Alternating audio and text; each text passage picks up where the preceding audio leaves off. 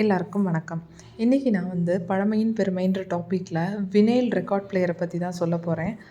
Vinyl record பிளேயரில் இப்போ உள்ள ட்ரெண்டிங்கில் உள்ள ரெக்கார்ட் பிளேயரை வச்சு தான் நான் சொல்ல போகிறேன்.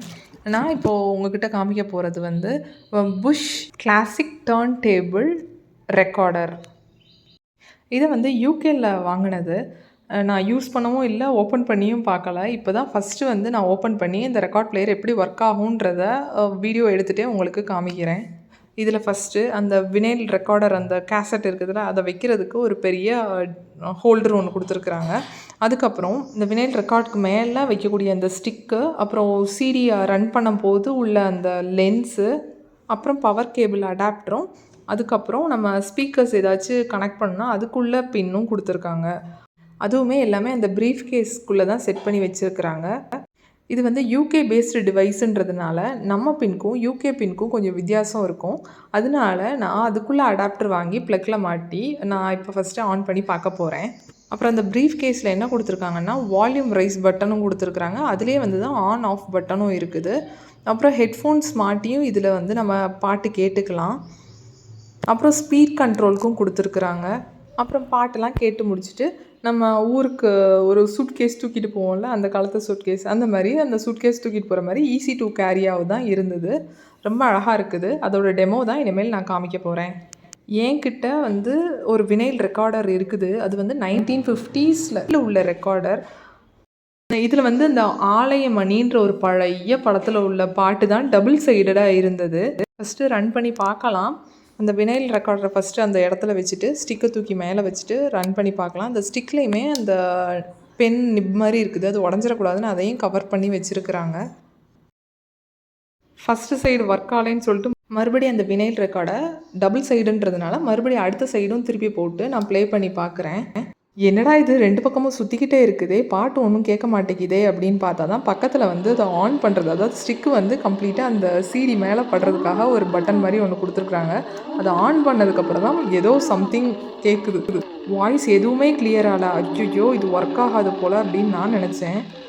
ஏதோ ஒன்று போகுது, சிடி போகுது, அப்படி இல்லைன்னா பிளேயர் போகுதுன்னு தான் நான் நினச்சேன். சரி அடுத்து ஒரு ட்ரை பண்ணி பார்க்கலாமே அப்படின்னு அடுத்து ஒரு ட்ரை பண்ணேன். சானிடைசர் எடுத்து நல்லா அந்த வினைல் ரெக்கார்டை டிஷ்யூ பேப்பர் வச்சு நல்லா வைப் பண்ணி எடுத்ததுக்கப்புறம் மறுபடி போட்டு பார்க்குறேன். ப்ளஸ் ஸ்பீட் கண்ட்ரோலையும் இன்க்ரீஸ் பண்ணிட்டேன்.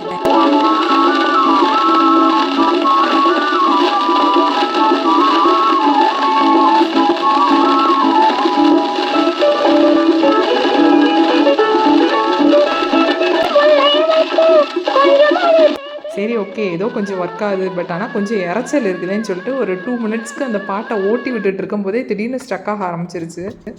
சரி ஓகே, மறுபடி 2 சைடே நல்ல டிஷ்யூ பேப்பர் வச்சு நல்லா வைப் பண்ணி எடுத்துட்டு அதுக்கப்புறம் ப்ளே பண்ணலான்னு சொல்லிட்டு மறுபடியும் அதே ப்ரொசீஜரை தான் ஃபாலோ பண்ணேன்.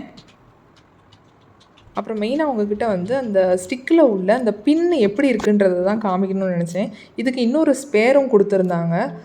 ஏதாச்சும் டேமேஜ் ஆச்சுன்னா அந்த ரெட் கலர் இதை எடுத்துகிட்டு மறுபடியும் அதில் மாட்டிக்கிட்டு நம்ம யூஸ் பண்ணிக்கலாம். ஆனால் பயங்கர ஷார்ப்பாக இருக்குது அந்த பின்னு. அப்புறம் நம்ம வச்சுருந்த ரெக்கார்டரில் 2 சைடுமே அந்த ஆலயமணின்ற படத்தோட பாட்டு தான் இருக்குது. சரி ஃபார்வேர்டு எப்படி பண்ணுறது, பேக்வேர்டு எப்படி பண்ணுறது அப்படின்றதையும் யோசித்தேன். அந்த ஸ்டிக் எடுத்து ஃப்ரண்ட்டில் வச்சா அந்த பாட்டோட ஃப்ரண்ட் போர்ஷன் ப்ளே ஆகுது. பேக் சைடு அதாவது அந்த சிடியில் உள்ள கடைசி பார்ட்டில் வச்சா அந்த கடைசி பார்ட்டில் உள்ள பாட்டும் தான் ரன் ஆகுது. என்ன பழைய ரெக்கார்டுன்றதுனால கொஞ்சம் இறைச்சல் இருக்குது.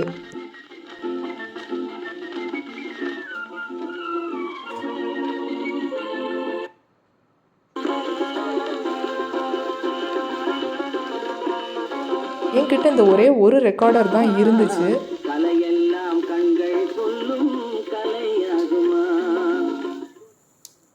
அப்புறம் பேக் சைடு திருப்பி வச்சு அதுவும் ஒர்க் ஆகுதான்றதை பார்ப்போம்.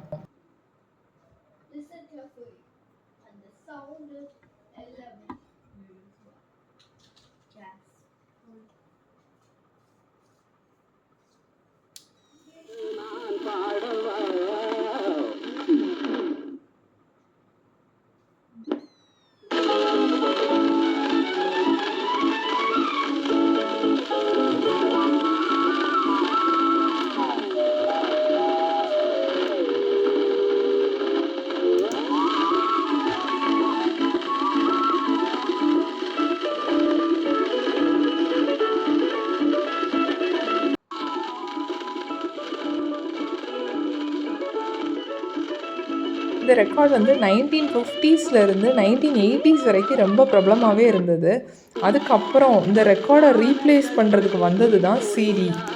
அப்புறம் கடைசியாக உங்கள்கிட்ட ஒன்று சொல்ல மறந்துட்டேன்.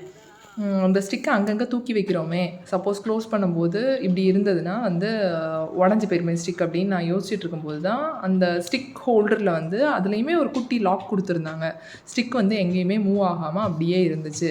சரி, அந்த பின்னும் வந்து உடஞ்சிடக்கூடாது அப்படின்னு சொல்லிட்டு அதுக்கும் ஒரு கவர் கொடுத்துருந்தாங்க. ப்ளஸ் ஸ்பேர் வந்து ஒரே ஒரு ஸ்பேர் கொடுத்துருந்தாங்க.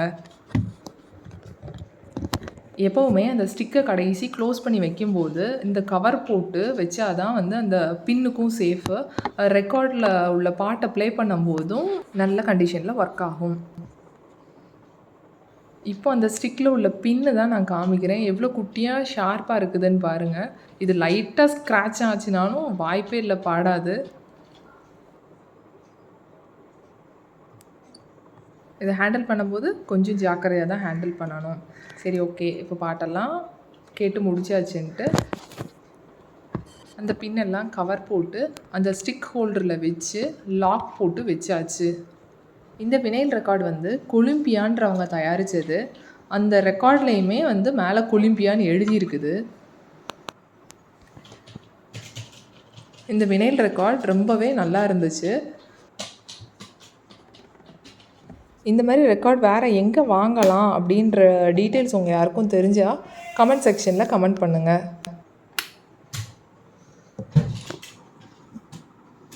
உங்கள் எல்லாருக்கும் இந்த வீடியோ பிடிச்சிருக்கும்னு நினைக்கிறேன். மறக்காமல் சேனலை சப்ஸ்கிரைப் பண்ணிவிடுங்க.